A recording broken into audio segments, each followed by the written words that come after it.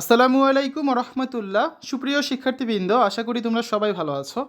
এই ভিডিওটা তৈরি করছি নবম শ্রেণীর শিক্ষার্থীদের জন্য। 2025 সালের নবম শ্রেণীর ইসলাম ও নৈতিক শিক্ষা বইটার একটা রিভিউ দেখবো আজকে আমরা।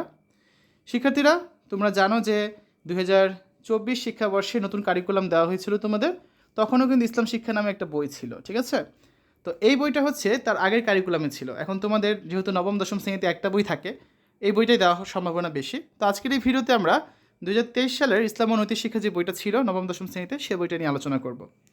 জাতীয় শিক্ষাক্রম ও পাঠ্যপুস্তক বোর্ড কর্তৃক 2013 শিক্ষাবর্ষ থেকে নবম দশম শ্রেণীর পাঠ্যপুস্তক রূপে কিন্তু এই বইটা নির্ধারিত হয়ে এসেছে। প্রথমে আমরা সূচিপত্র দেখে নিই। এখানে দেখো প্রতিটা অধ্যায়ের নাম দেওয়া আছে এবং অধ্যায়ের ভিতর কোন টপিক নিয়ে আলোচনা করা হয়েছে সেগুলো বলা আছে। প্রথম অধ্যায়ের নাম কি? আকাইদ ও জীবন। তো এখানে যে টপিকগুলো আছে, ইসলাম, ইমান, মানবিক মূল্যবোধের বিকাশে ইমানের গুরুত্ব, তাওহিদ, আল্লাহ তাআলার পরিচয়, কুফর, শিরক, নিফাক, রিসালাত, নৈতিক মূল্যবোধ বিকাশে রিসালাত ও নবুয়ত, আসমানি কিতাব, আসমানি কিতাবের ভূমিকা, আখিরাত, আখিরাতে কয়েকটি স্তর, ঠিক আছে? তারপর দেখো দ্বিতীয় অধ্যায়ের নাম হচ্ছে কি? শরীয়তের উৎস। এখানে রয়েছে শরীয়তের প্রথম উৎস আল কুরআন, আল কুরআন সংরক্ষণ ও সংকলন, মাক্কি ও মাদানী সূরা, তিলাওয়াত, বিভিন্ন সূরা রয়েছে এখানে। শরীয়তের দ্বিতীয় উৎস সুন্নাহ, কিছু হাদিস রয়েছে এখানে। তো এভাবে করে এই অধ্যায়টা সাজানো হয়েছে। তারপর শরীয়তের তৃতীয় উৎস আল ইজমা, চতুর্থ উৎস আল কিয়াস, এগুলো রয়েছে। তৃতীয় অধ্যায় রয়েছে ইবাদত। এখানে থাকবে কি? সালাত, সাওম, জাকাত, হজ, মালিক শ্রমিক সম্পর্ক, ইলম, শিক্ষার্থীর বৈশিষ্ট্য। তারপর রয়েছে এখানে শিক্ষকের গুণাবলী, ছাত্র শিক্ষক সম্পর্ক, শিক্ষা ও নৈতিকতা, জিহাদ ও সন্ত্রাসবাদ, এগুলো নিয়ে আলোচনা করা হয়েছে। চতুর্থ অধ্যায়ের নাম হচ্ছে আখলাক। এখানে আখলাকে হামিদার বেশ কিছু গুণ রয়েছে। বিভিন্ন আখলাকে হামিদা নিয়ে আলোচনা করা হয়েছে এবং আখলাকে জামিমা নিয়েও কিন্তু আলোচনা করা হয়েছে। পঞ্চম অধ্যায় হচ্ছে আদর্শ জীবন চরিত্র। এখানে মহানবী হজরত মুহাম্মদ সাল্লাল্লাহু সাল্লামের জীবনী নিয়ে আলোচনা রয়েছে। এছাড়া বিভিন্ন খলিফাদের জীবনী নিয়ে আলোচনা রয়েছে, সাহাবীদের জীবনী নিয়ে আলোচনা রয়েছে। তো এই হচ্ছে তোমাদের সূচনা কি বইয়ের সূচিপত্র, ঠিক আছে? একটা অধ্যায় দেখি আমরা। যেমন এখানে দেখো প্রথম অধ্যায় যেটা রয়েছে আমাদের আকাইদ ও নৈতিক জীবন। তো অধ্যায়টা হচ্ছে সুন্দর করে সাজানো হয়েছে। প্রথমে আকাইদ বলতে কী বোঝায় সে ধারণা দেওয়া হয়েছে।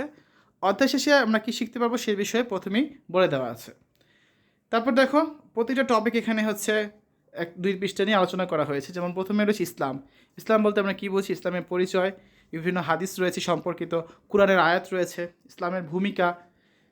তারপর হচ্ছে এখানে ইসলাম শিক্ষার গুরুত্ব কী, সব কিছুই তুলে ধরা হয়েছে। এবং দেখো তোমরা তো নবম শ্রেণী অষ্টম শ্রেণী যেটাই বলো না কেন, ইসলাম শিক্ষা বই কাজ ছিল গত বছর নতুন কারিকুলামে। এই বইটা তো কিন্তু কাজ রয়েছে, ঠিক আছে? সেই কাজ তোমাদের কিন্তু অবশ্যই করতে হবে। তো এই ধরনের কাজ নতুন বইতেও থাকবে। এই যে পার্ট 2 ইমান, এখানেও সেম ইমানের পরিচয় দেওয়া আছে, কোরআনের আয়াত থাকবে, হাদিসের আয়াত থাকবে। এভাবে করে প্রতিটা অধ্যায়ে প্রতিটা টপিক সাজানো হয়েছে। আর প্রতিটা অধ্যায় শেষে এভাবে একটা করে নমুনা প্রশ্ন দেওয়া হয়েছে, যার মধ্যে প্রথমেই থাকবে বহু নির্বাচনী প্রশ্ন, তারপর থাকবে হচ্ছে সৃজনশীল প্রশ্ন। সৃজনশীল প্রশ্ন কোনগুলো? তোমার যে পরীক্ষায় দৃশ্যপট নির্ভর প্রশ্ন লিখেছো সেই প্রশ্নগুলো। যেমন এই যে একটা দৃশ্যপট রয়েছে, তার আলোকে 2টা প্রশ্নের উত্তর এখানে।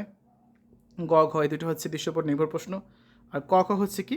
সংক্ষিপ্ত প্রশ্ন বা এক কথায় উত্তর ওই ধরনের প্রশ্নগুলো।